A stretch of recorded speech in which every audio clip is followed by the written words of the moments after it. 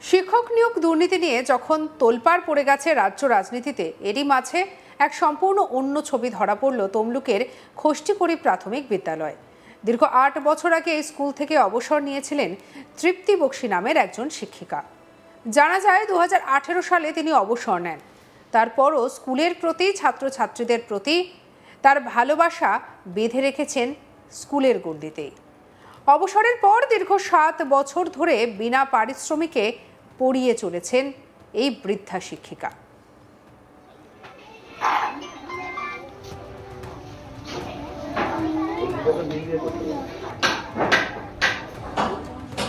জানা গিয়েছে এই প্রাথমিক স্কুলে মোট 4 জন শিক্ষক শিক্ষিকা রয়েছেন।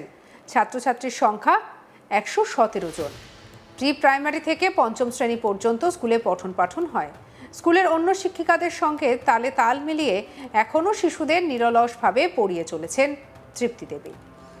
আগেও স্কুলের শিক্ষকতা করেছেন, বর্তমানে পেনশন পান। পড়ানোর পারিশ্রমিক না পেয়েও পড়ুয়াদের পড়ানোর মধ্যেই আনন্দ খুঁজে পান তিনি। আসলে পুরনো অভ্যাসটা ঠিক ছাড়তে পারছেন না। এখনও প্রতিদিন সকাল 10টায় স্কুলে আসেন। যদি কখনো কোনো শিক্ষিকা অনুপস্থিত থাকেন, তাকে ফোন করে খোঁজ খবর নেন তিনি। বিকেল 4টায় বাড়ি যান। গোটা চাকরি জীবনে হয়তো 11খানা ছুটি নিয়েছেন মাত্র। চাকরি ছাড়ার পরও স্কুল কামাই করেন না তিনি। বর্তমান পরিস্থিতিতে শিক্ষকদের যোগ্যতা নিয়ে একাধিক প্রশ্ন উঠতে দেখা যায়। এমনকি যোগ্য অযোগ্য শিক্ষকদের বাছাই করতেও শিক্ষাক্ষেত্রে দুর্নীতি রুখতে তোলপাড় পড়ে যাচ্ছে। ইতিমধ্যেই তোলপাড় জোরালো হয়েছে এবং পদক্ষেপ নিয়েছে কেন্দ্রীয় তদন্তকারী সংস্থা। আর সেই জায়গায় দাঁড়িয়ে তৃপ্তি দেবীর মতো এমন আদর্শ শিক্ষিকা সত্যি নজিরবিহীন।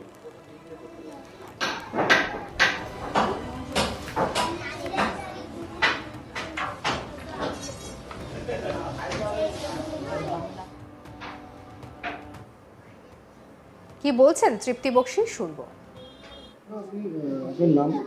আমার নাম তৃপ্তি বক্সী। আমি 30/11/18-তে রিটায়ার করেছি।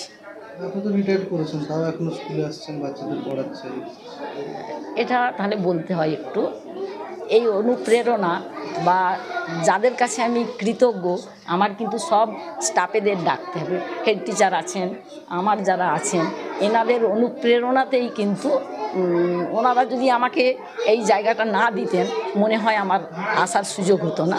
এবং সেই সঙ্গে আমার মানসিক ইচ্ছা আছে, এবং তার থেকেও কি আমার বাড়িরও এটা মতামত আছে। না হলে কিন্তু আমি এইগুলোকে বাদ দিয়ে তো আমার পক্ষে আসা সম্ভব হতো না। তো যা কিছু আমার এই টিচারদের নিয়েই কিন্তু আসছি, এছাড়া অন্য কিছু নয়। ভালোবাসি এদের। তাছাড়া এইসব টিচাররা আমার হাতেই, আমি এনাদেরকে জয়েন করিয়েছিলাম। তো অবসরের পর এখনও আসছি, ওনারা ছাড়েন না। আসছি, বা জানি না কতদিন আসতে পারবো, সেটা অবশ্য বলতে পারছি না। চারিদিকে তো শুনছেন যে শিক্ষক নিয়োগ দুর্নীতি নিয়ে বা শিক্ষকদের কি এখন কীভাবে দেখছে মানুষজন, তারই মাঝে একটা অন্যরকম দৃষ্টান্ত দেখা যাচ্ছে। এখন বিভিন্ন জনকে দেখবে। তা আমি যেটা মনে করি যে বোধহয় চলার পথে নিজে যদি সঠিক থাকি, মনে হয় ঠিক জায়গায় আছি বলে মনে হবে। চারিদিকে অনেক গুঞ্জন চলবে, এটা আমার মনে হয়েছে আর কি। বাচ্চাদের পড়ানো কি আপনার আনন্দ? হ্যাঁ, এদের নিয়ে থাকি, এরাও ভালোবাসে, ডাকে। এবং গ্রামবাসীদের যখন অবসর গ্রহণ করি, তখন এই গ্রামবাসীর থেকেও আবেদন ছিল আপনি আসবেন। তাই তাছাড়া আমার টিচাররা এতই, ওনারা মানে কি বলবো, বললে বেশি বলা হয়ে যাবে।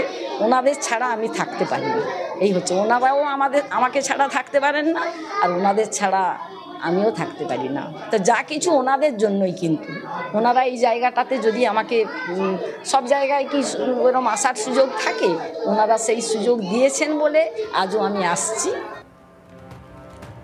শিক্ষকতার এই বাস্তব ছবি বর্তমান পরিস্থিতিতে শিক্ষাক্ষেত্রে এক অনবদ্য নজির করেছে বলেই মনে করছেন স্কুলের অন্যান্য শিক্ষক এবং স্থানীয় মানুষজন।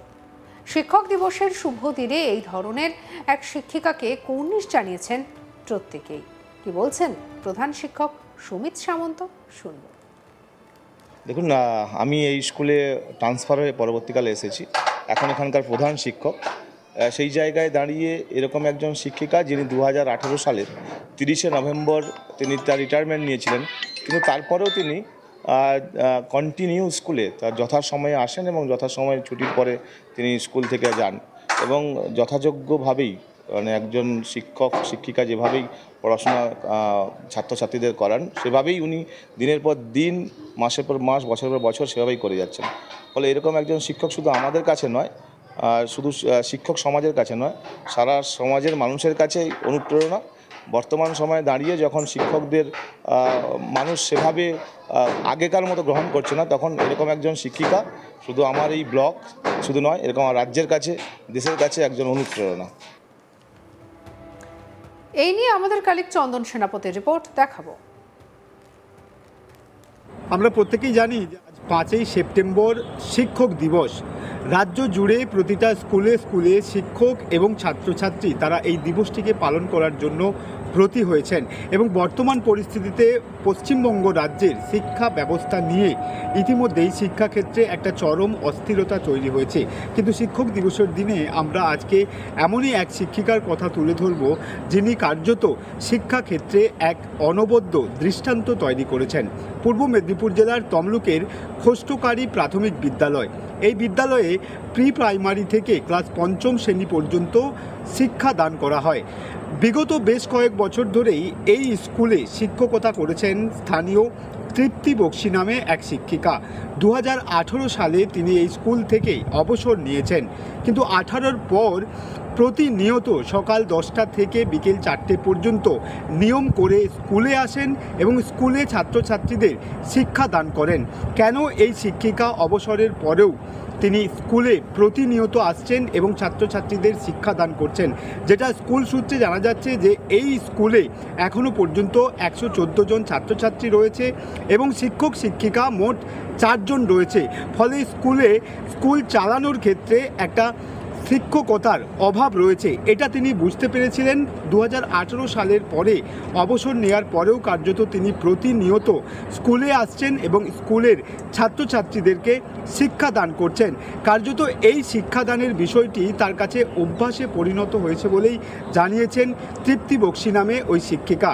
এবং আমরা বর্তমান পরিস্থিতিতে শিক্ষাক্ষেত্রে যে অস্থিরতা তৈরি হয়েছে, এই অস্থিরতার সময়েই কার্যত এই শিক্ষিকা শিক্ষা মহলে একটা নজিরবিহীন দৃষ্টান্ত তৈরি করছে বলে মনে করছেন অনেকেই।